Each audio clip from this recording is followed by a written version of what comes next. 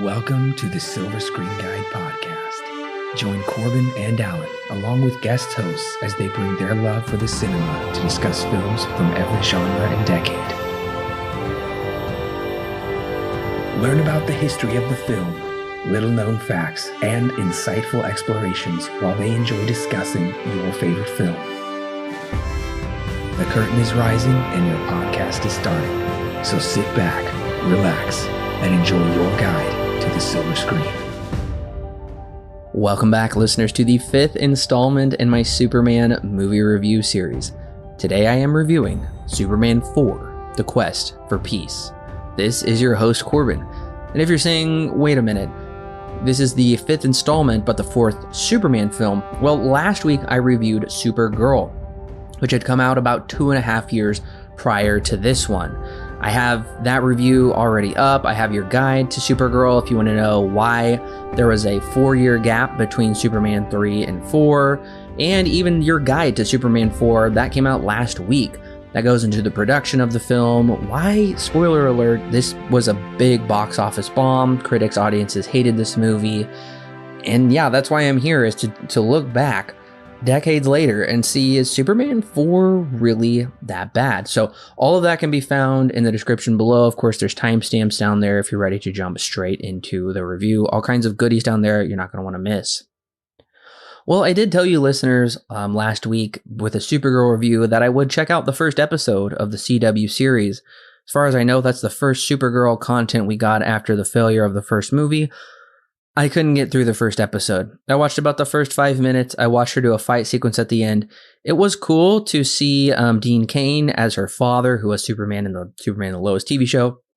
And also Helen Slater was playing her mom. And it provided a much more logical opening as to why Kara Zor-El came to Earth and why she's technically older but younger than Superman. And I could see a lot of people probably enjoying it. It's just not for me. Clearly, it was very popular, and hopefully it got a lot better, but I couldn't get into any of those CW DC shows. The Supergirl TV show really wasn't for me. It felt very much Hallmark-ish in its plotting, but I can see some people enjoying it, and I'm sure it got a lot better as the years went on. It's back in 1987, and I had seen the previous 3 Superman films. I even gave Supergirl a shot. I would be genuinely surprised to see they're making another one, because it had, like I said, it had been 4 years since Superman 4. Typically, that means the franchise is in trouble, and there's typically not going to be a sequel if it's going to be that long. I would be surprised. This trailer looks okay. It's not a compelling trailer, and there's not enough here to get me in theaters, especially once I heard how it did opening weekend and that it was panned by critics. I would definitely have rented this movie, though, because by this point, VHS and rental stores had become enough of a thing.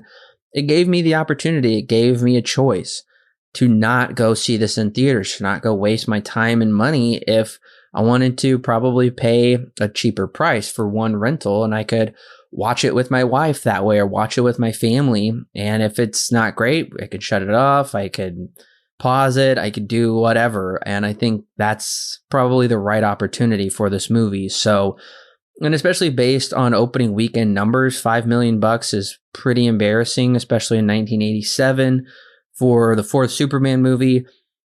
Very, very few people went to go see it. There was a pretty small fraction of people seeing this movie. And I should say, for this review, it's my first time seeing it. I knew really nothing about this movie except Nuclear Man was the main villain Superman fought. A couple things that I noticed going into this movie was, one, Warner Brothers was back. That you see that in the opening credits. I talk about that in your guide to Superman 4. John Williams, I don't know if he necessarily composed anything new.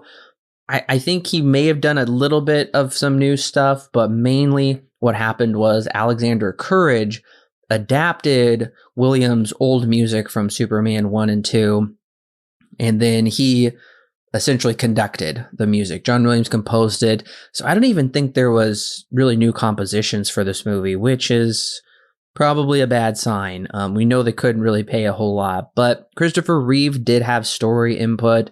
This whole idea of nuclear disarmament really was his idea, actually.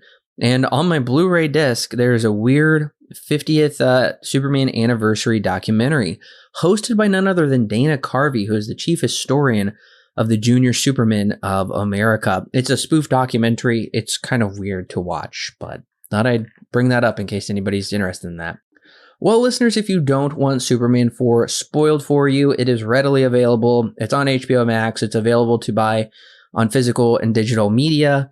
So go ahead and click pause right now, go watch the film, then come back and click play here on the podcast, and we'll be ready to talk about it. Superman, frustrated with the lack of world peace, decides to heed the plea of grade schooler Jeremy to remove all nuclear weapons from the Earth. Meanwhile, Lex Luthor, prized by Gene Hackman, decides to create Nuclear Man, a monstrosity born from the hair of Superman's head and the radiation of the sun. There's also a worthless subplot of Lois still in love with Superman and Lacey Warfield in love with Clark Kent. Oh yeah, Lacey's father, David, has taken over the Daily Planet, but Perry White commits a hostile takeover to win the paper back at the end of the movie, and hooray, they did it.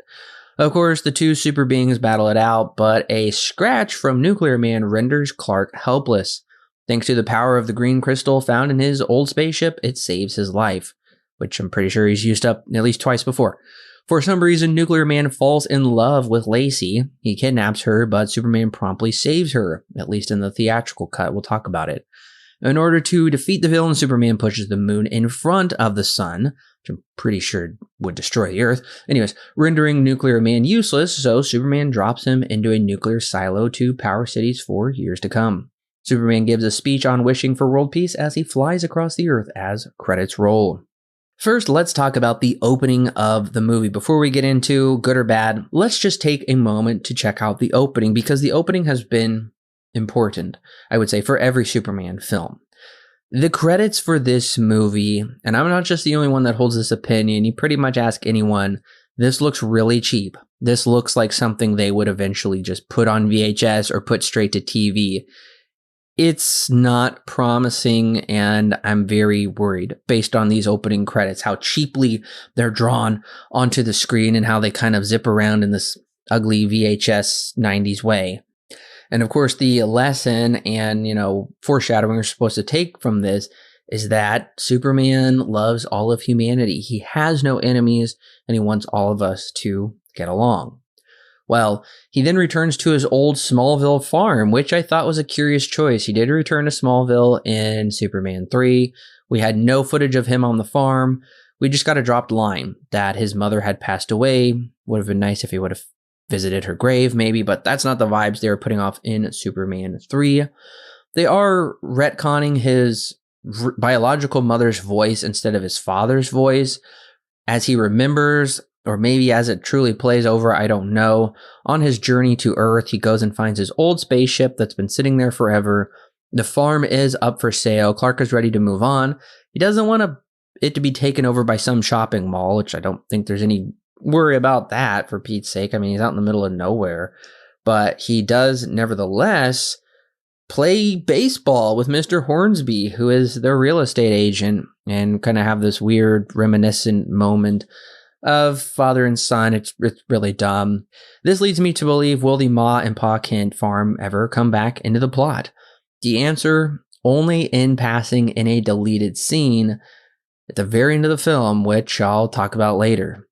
So that's really how Superman opens. It opens with him saving some Russians, going back to his roots, completely ignoring his roots for the rest of the film.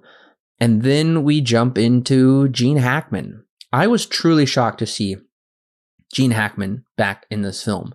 And I saw from the opening credits, Margot Kidder was back. Now, she had about maybe 5 minutes of on-screen time in the third film.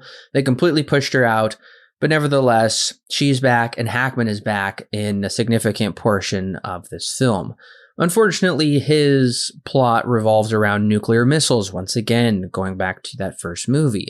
This time he wants to make a nuclear-powered Superman to defeat, Superman, and that's really his only motivation as far as the theatrical cut goes.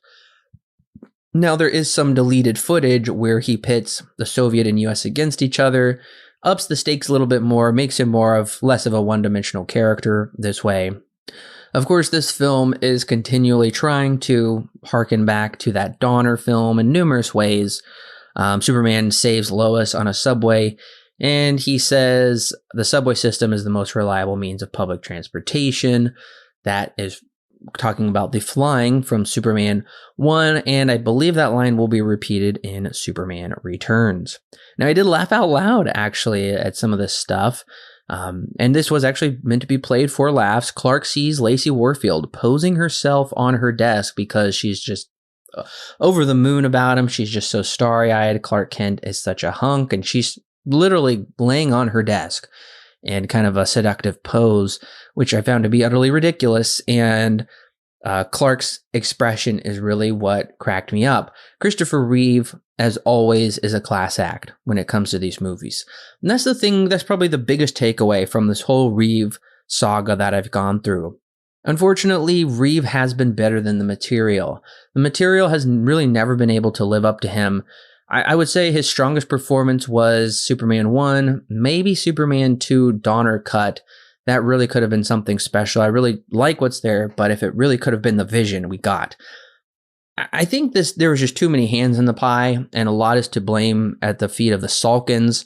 They really messed up this franchise, I think. Unfortunately, we'll just never get that awesome Superman movie, I think, that could have been with Reeve as Superman. It's really sad and unfortunate, but with what he's given, I think he does a very good job in this film, and he's really the only reason to come back to this, is to see him, play Superman once again.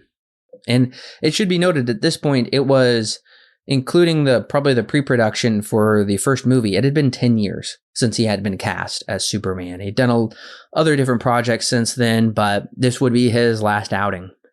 I actually do really like Mariel Hemingway. She was Oscar nominated for a Woody Allen film called Manhattan, which had come out, I think it's maybe in 77. It had been almost 10 years, at least 10 years. I could be wrong on that. Nevertheless, she's not given enough to do. She's not really given much of a point here, except to provide maybe a little bit of romantic intrigue, but also just a little bit more interest for Clark to play off of, because Lois is just, still head over heels for Superman. Now, of course, another cheesy line I have to bring up. I have no idea. To me, this seems more of an in-joke or more of a homage in some ways. In Superman 2, there's the incredibly hokey line that even my wife laughed out loud at when Zod is throwing a bus full of people at him and he yells, "Stop, don't do it, the people." He says that exact same line in the most hilarious way possible. I have to believe it's played for laughs. It's pretty funny. Unfortunately, that's where my positives run out for this movie. I really don't have any more compliments. The thing that I was disappointed about, really, is so far there is no continuity between Superman 3 and 4 or any of the previous films. Superman 1 and 2 are mostly a duology. 3 is its own standalone thing. Superman 4 does tie back into Superman 1 with certain things, but nevertheless, it doesn't pick up any plot threads from Superman 3, which seems strange to me. The strangest one is Lana Lang is nowhere to be seen. She was a major character in 3. She has completely disappeared. I don't even think there's a mention of her in this one, which I guess in some ways you could watch most of these movies by themselves, and because they have almost no continuity between each other. I was disappointed because Supergirl, in the beginning of that film, is mentioned Superman is off planet on a peacekeeping mission. That has nothing to do with this movie, unless they're talking about him being off planet, taking these, nuclear bombs out into space. Maybe that's what they're talking about. I'm not sure, but it's not really brought up or contiguized, which I was disappointed with. There's also quite a bit of Clark Kent antics in this film. The only time I think it really works is when he's on a double date with Lois Lane and Miss Warfield, which is a terrible last name. It feels very on the nose. And he's having to go back and forth between Superman and Kent. That was pretty fun, but he is a crazy big klutz in this movie. Too much so. It's really annoying. I had no idea this was nominated for Worst Visual Effects from the Razzies, but it is obvious to see the flying effects aren't any better. In fact, with each sequel, they just continue to get worse. So these visual effects are absolutely horrible. Maybe a slight step up from 3, but it's just sad to see in 10 years, the effects have actually gotten worse. Circling back to Lex Luthor, he shows us that we're in a cartoon. Right off the bat, his nephew Rex, who has gone on to become a somewhat famous actor, I suppose. It's the guy from Pretty in Pink, the friend from Pretty in Pink that came out the year before. He's kind of a fun presence here. I called him Rex. I guess maybe his name's Lenny. I thought it was Rex anyways. He talks like a Ninja Turtle. He is a really goofy character. And the way that Luthor is broken out of his rock quarry is utterly ridiculous. This is, I would say, infantile, definitely made for children. So I think if you saw this as a kid, you'd probably go on to enjoy it because it's pretty low stakes and pretty goofy. There is some pretty boring stuff here and some weird stuff, and definitely a lot of proselytizing going on about world peace. It's only made worse in the deleted scenes, which we'll talk about later. All right, let's talk about Margot Kidder. She is back as Lois Lane. Her voice is really deep, and her face continues to look really weird. She just looks really unhealthy. She was struggling a lot with drug addiction and mental illness at this time. It's a really sad story.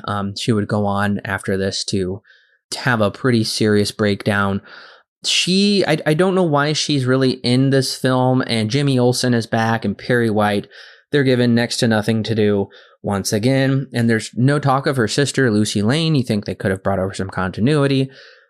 Clearly, they didn't want anybody thinking about Supergirl, and they really wanted to get out from under that, but Lois is back. She does next to nothing. Her one major scene in this movie is a shocking recreation of Can You Read My Mind from the first film. Clark decides to reveal himself to Lois once again.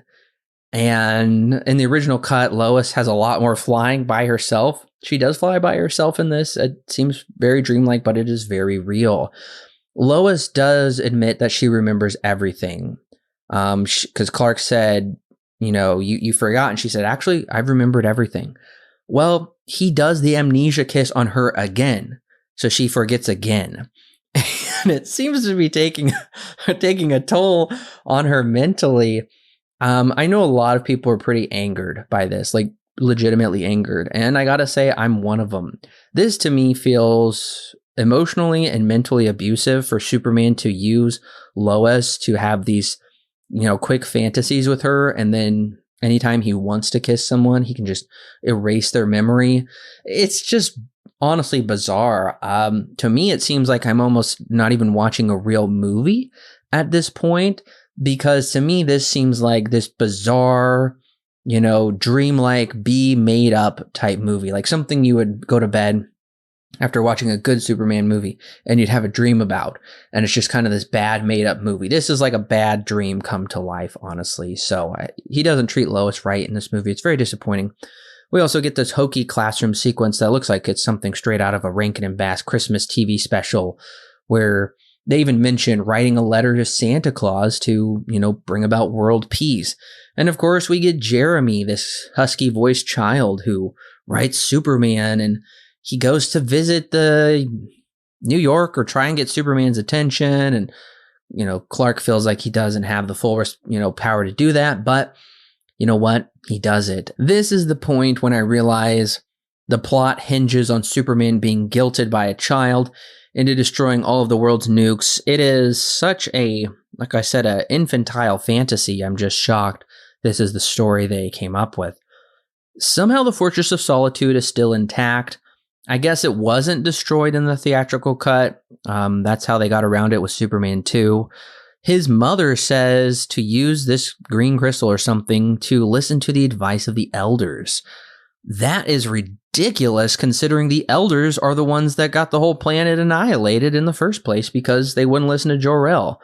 So terrible advice once again. Of course, Superman can't ever figure out anything for himself in all these movies. It's fine to ask advice, but he can't make any decision for himself. Now we get to the real farcical sequence of the movie. Superman going to speak at the United Nations. He walks with Jeremy. He walks with the whole, crowd of the world. Jeremy, who also becomes a forgotten plot in this movie, he does return in a deleted scene. We'll talk about that later. Superman is unilaterally making the decision to go into sovereign countries and take their private property, also their means of defending themselves. And the entire UN applauds, stands up, shouts, "Yay!" and claps. It is complete and utter nonsense. That would never, ever happen. I laughed out loud. It's just crazy how happy they are that Superman is doing this. I don't know. It feels very communistic to me. It feels very authoritarian of Superman to do all of this stuff. I liked it better in X-Men Apocalypse. Maybe that's a bit of an homage to this, where Apocalypse takes all of the nukes and destroys them. Well, I haven't really talked much about action in this movie, and it's because, once again, it's kind of backloaded onto this plot. This plot is too busy trying to be goofy but serious, but then we finally get some action, and we get the Superman versus Nuclear Man fight sequence. It is entirely overwhelming, with, of course, horrible visual effects. Nuclear Man's here to just cause a lot of mischief that Superman has to clean up, like destroying the Great Wall, but Superman is able to rebuild it. Also, I was worried that Superman's confrontation with Lex Luthor happens an hour into the film, and this is only a 90-minute movie. I'm worried it's coming too late, but I come to find out these last 30 minutes drag on, and it feels like this movie will never end.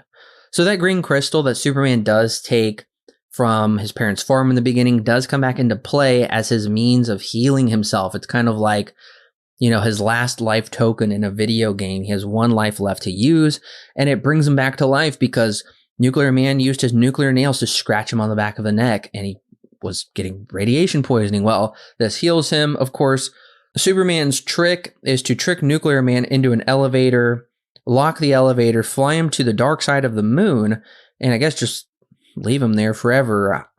Unfortunately, when Superman is on the moon, you can see the black curtains. You can see the wires throughout this movie. It looks like they're on cheapo sets.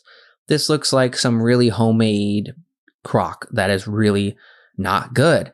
Also, Nuclear Man plays whack-a-mole with Superman into the moon. And as I mentioned in the plot, Superman pushing the moon like that, I'm pretty sure would disrupt the tide and probably cause some pretty horrific tsunamis, is my guess. I'm not an expert on any of that. I've just heard the moon has to do with the tide, and if the moon is ever messed with, it's going to be bad. Of course, we're eschewing all logic at this point because Nuclear Man, after he's buried, punched him into the earth like a garden gnome. Nuclear Man gets Lacey and flies her up into space without oxygen or any kind of suit, and she's completely fine. Which begs the question, why do the cosmonauts in the beginning of the film, why do they need protection when clearly nobody needs it? Well, this brings us to the ending of the movie. Mr. White has this hostile takeover, which is hokey as can be. Jimmy and Lois hug and shout, "We did it." That's what they literally shout. Nuclear Man is just dropped into a silo, and I guess he just powers some cities for a while. There's another really dumb speech by Superman, realizing he's wrong. The world's got to figure it out for themselves. Okay, I don't know how he came to that conclusion.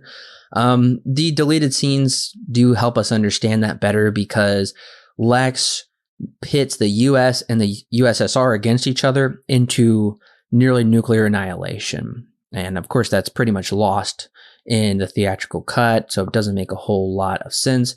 Superman drops Lenny, the nephew, back at the Catholic boys' town, is what it's called. And of course, there's some uplifting message there. I suppose it's pretty dumb. And we have to replay the ending of the first film. He drops Lex Luthor back in the rock quarry, and Superman gives us a little good versus evil speech, and he flies off across the world with the sun behind him, which is recreating the ending of at least the first two movies. Lacey is not given any closure whatsoever in the theatrical cut. I don't know why she's flown up into space by Nuclear Man, but Superman does save her, and in an animated shot, it's not even real. Superman just flies her back to Earth, and we never see her again. That's how the movie ends. It's entirely underwhelming. You're ready to get out of your theater seat as quickly as possible. I was ready to hit stop. And yeah, that's it. So before I get to the conclusion, let's talk about deleted scenes. There's 31 minutes on my disc of deleted material. There's apparently if not 15 minutes more, 45 minutes more of completely deleted footage, which would have been the basis for Superman 5. We'll talk about that here at the end. A lot of the deleted scenes don't make any sense or they're inconsequential. The biggest one that I think will shock a lot of people is Lex Luthor's first creation is not Nuclear Man. It's actually a goofy kind of Frankensteinian style monster of a person. A lot of people say that's Bizarro. It's a significant amount. They even have a fight between Superman and I'm just going to go ahead and call him Bizarro. It's a major cut subplot. It's done a lot like a silent picture. It's really silly. I'm glad it's not there. But yeah, before Nuclear Man came this Bizarro figure. Lacey did get more to do in the ending of the original cut of the film. Superman uses Lacey as bait he drops her essentially over the Pacific Ocean, knowing that Nuclear Man would let her fall to her death. He would want to save her. Superman is able to capture Nuclear Man and save Lacey at the same time. It at least provides more stakes because when Nuclear Man kidnaps Lacey, he doesn't take her into outer space like the theatrical cut depicts. He takes her to Lex Luthor's apartment. I'm not really sure what she does there, but there's at least a bit more going on. It at least flows a little bit better. And of course, Lacey and Clark do actually get their proper send-off. She's just like, hey, I know I'm not the right woman for you. I wish I was. I'm trying so hard. And of course, Clark is just kicking her to the curb. Clark actually suggests that she go buy the Kent homestead back in Kansas, in Smallville, Kansas. And she does. We're to assume that she does go do that. Now, there is an alternate ending, actually. Jeremy is brought back at the end of the movie, where Superman takes Jeremy and he flies him off into space. Once again, no suit. He's perfectly fine somehow.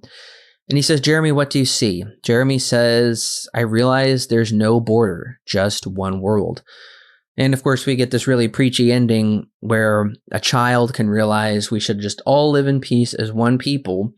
And yeah, Superman apparently dumps him back down on Earth and says, you know what? You and me, Jeremy, we can see how this world can be united. Hopefully someday they will too. It's an awful ending. At least it gives closure to Jeremy's character, but nevertheless, it's pretty dumb. Superman 4 is an admirable but mistaken film. It's sad to see this once great, well, at least the first film was great, concept fall so far. Maybe if you saw this as a child, you would have some nostalgia for it, but as an adult, there's nothing really here to enjoy. You can tell the budget is incredibly cheap and the plot is hokey. At least it's a fairly inoffensive 90 minutes. I'm sad to see Reeve and the rest of the cast go out on this note. It's not what they deserved. Superman 4, The Quest for Peace receives 2 stars out of 10 with a strong not recommend. I personally would not add this one to my collection. It's nice. I got it in a bundle, so I don't really have to worry about owning individual titles, but this is one I really wouldn't seek out. Well, what are my rankings for the Superman films? Well, it should come as no surprise Superman the movie is my number 1 pick. Superman 2, the Richard Donner cut, comes in second. I'm actually putting Supergirl number 3. I think that movie's a lot of fun. Superman 3 comes in at number 4. I will say this movie is probably more watchable than Superman 3. I think Superman 3 feels a bit more professional. It feels tighter. It's too long, though, and there's not enough action. Superman 2, the theatrical cut, coming in at number 5. I didn't like that movie at all. And then finally, this one is my last one. It's not the end of my series, though, but just to rank off the Reeve films, that's where my ranking falls. This one is dead last. I am going to give you 3 other movie recommendations from 1987. These are my 3 favorite movies that came out that year: Predator, The Untouchables, and The Lost Boys. And I'll give an honorable mention to The Princess Bride. That movie is wonderful. Definitely check those movies out if you haven't seen those already. Those are a lot of fun and way better than this movie. Before the failure of Superman 4, Cannon Films did consider producing a 5th film with Albert Pune directing. Of course, Cannon's bankruptcy resulted in the film rights reverting back to the Salkins, believe it or not. Of course, they really didn't want anything to do with the series after this. There is rumors going around that the story for Superman 5 would have had him dying and resurrecting. Of course, this actually was a storyline before the death of Superman, which would become a highly popular Flashpoint comic in American culture. Also, as I mentioned earlier, there was enough deleted material that canon said we don't really have much of a budget for Superman 5, but we are going to use that deleted material and incorporate that into a fifth film, which is pretty shocking. Of course, there was the tragic accident of Reeves in 1995 falling off a horse, paralyzing him, and of course, that means he would never be able to play Superman ever again. Now, there were a number of sequel ideas that were tossed around. Many years later, the series lay dormant. Nobody really wanted to talk about it or even touch it for quite a while. But there was a lot of Superman movies that just didn't get off the ground until Bryan Singer finally got it done with Warner Brothers in the 2006 Superman Returns, which is actually a somewhat of a sequel to these Reeve films. We'll talk about that in a few weeks. But it would be 19 years until we did get another official Superman film. So what are we talking about next week? Well, Steel with Shaq. Believe it or not, this is sort of a Superman film. Steel is a character from the comics, and they cast Shaq as him. So it's kind of a one-off, spin-off type Superman film. I've never seen it. I've just heard. I've seen Chris Stuckman's hilariosity over it, which is great. Definitely check that out. But I'm curious to finally get to watch this movie and really see how hilarious it really is.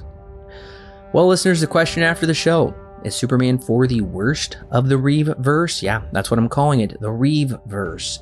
I'm going to say it definitely is, unfortunately. Unfortunately, just looking at my scores across the board for all of these films, it's an average of 4 out of 10, which in my book is a solid not recommend.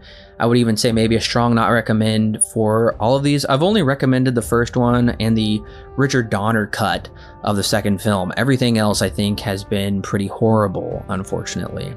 Well, now I finally know how bad these Superman movies are, and now you finally know too, listeners. So thank you for coming along with me on my review of Superman 4, The Quest for Peace.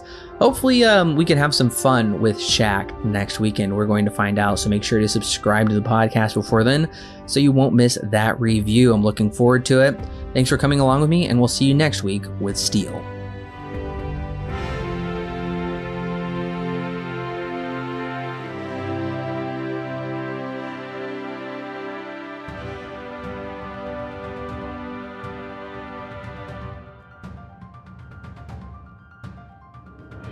Hey listeners, it's Corbin. Don't forget to check out the exciting links in the description below that will connect you with more great movie reviews for your listening pleasure, and our YouTube, Facebook, and Twitter page, and of course our official website where you can read great articles and sign up for our free weekly newsletter. Also, if you want exclusive bonus content such as extra movie reviews, movie commentaries, and our thoughts on the latest movie news and trailers, plus more, then check out our Patreon page. It's a great way to help keep this show free, and it gives you great content that's yours to keep. All of that and more is found in the description below. Don't forget to subscribe whether you're on YouTube, Apple, Google, or Stitcher, or your favorite podcast service. And while you're at it, please leave us a 5-star review so other movie lovers can more easily find our podcast. We love talking about movies, and we love talking about them with you. So don't forget to share with your friends and family, and we'll see you next week, listeners.